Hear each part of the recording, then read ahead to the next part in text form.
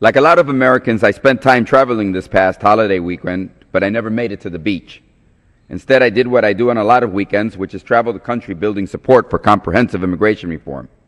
I attended immigration events in Orange County and Riverside County in California, and yesterday I was in Richmond, Virginia, in the majority leader's backyard, listening to his constituents plead for congressional action. One young lady told her story perfectly in 2 languages. She came to the United States when she was 6. Now she has deferred action and temporary protection from deportation, but wants a permanent solution for herself and her U.S. citizen sister. Another woman a mom of 2 U.S. citizen children, wore a GPS anklet bracelet to the event and asked me how I could help her keep her family together. She has an order of deportation for June the 6th. And they were pleading with the majority leader who holds the key to the schedule and the calendar in the House to please schedule a vote, just a simple vote on immigration reform. So far, he has refused to allow a vote. The stories from his constituents were heartbreaking. Moms whose only wish is to remain here and raise their U.S. children and not fear a deportation date or a knock on the door at dawn. Children want their moms and dads to be here to see them achieve the American dream. But I have to say that I had a heavy heart even before I arrived at the state capitol building in Richmond, Virginia yesterday. The night before, I received a call letting me know that the White House intended to announce yesterday that it wasn't going to take action on Homeland Security Secretary Jay Johnson's review of deportation policies. Therefore, for the next several months, the deportations will continue at a rate of 1,100 a day. Moms with U.S. citizen children, women with 25 years in this country, and who have committed no crimes will get no relief in the short run. I've talked extensively with Secretary Johnson and had no illusions that a major policy announcement was in the works. Rather, there are, I think, some enforcement adjustments that can be made now that would spare thousands from counterproductive deportations that are doing more harm than good to our nation.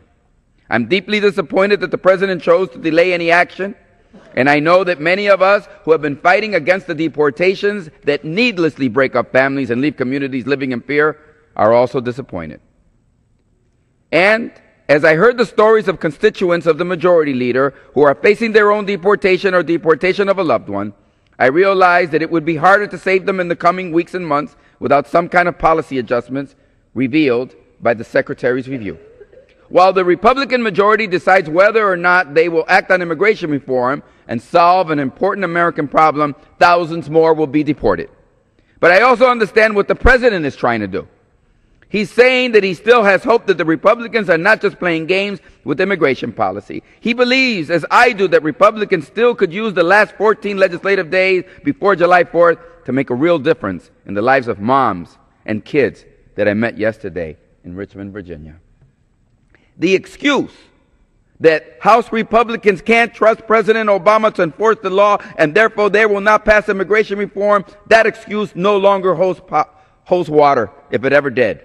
Yesterday, President Obama expended a great deal of political capital to give House Republicans time and space to come up with immigration solution. It was a grand gesture on the part of the President. I know that I and a lot of my Democratic colleagues are not happy, and many in organized labor and in the pro-immigrant movement that have fought hard for policies to dial back the deportations are very, very saddened. It is not easy for a president to so fully and boldly stand up against his base, against those of us who have voted for him, loved him, and protected him. But he did so that House Republicans could use the following weeks to take action on immigration reform. House Republicans who have shown him nothing but disdain. In reality, for those families facing deportation and losing their children who live in the majority leader's district, they know that both the majority leader and the president have the power to help keep them in the United States and protected with their children. The majority leader can schedule a vote, and the president can use his pen and his phone to spare these families from what amounts to a life sentence. And of one thing I am confident, if the majority leader fails to act, the president will, and he will do so boldly. To my House Republican colleagues, I say, please act. The country will thank you. The children and the moms that live in your district and fear deportations will thank you. Your voters will thank you. You have 14 days to work this out.